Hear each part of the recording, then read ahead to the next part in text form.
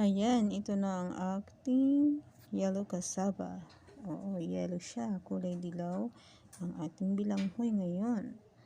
Nabili ko siya sa market, 40 pesos, isang kilo.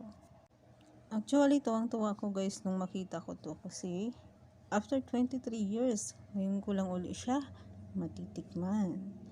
Yung usual kasi na kamuting kahoy na nakikita natin sa market is kulay white lang, diba? So ito, bihira to, kulay yellow. Ayan, ganyan ko lang siya binalatan. And then pagkatapos ito, ilalaga ko lang siya. Kita nyo ba yung pagka-yellow niya? Ayan. Or maliwanag masyadong aking ilaw.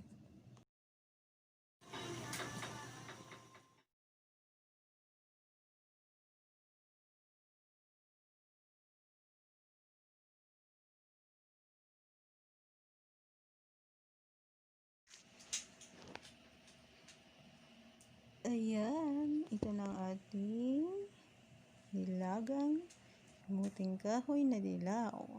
Kamuting kahoy, bilanghoy, balinghoy, cassava. Isa lang yan sila. So, ayan, pakita ko sa inyo. Ayan o. Kita nyo? Dilaw na dilaw siya. Sarap niya. Malabo. Ayan, tara, kain na tayo. Sarap sa kape. Sarap init. Ayan. Okay guys, ayan, kain tayo.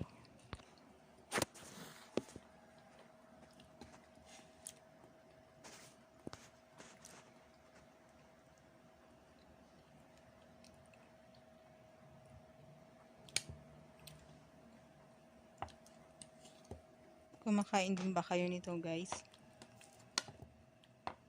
Kung ganoon,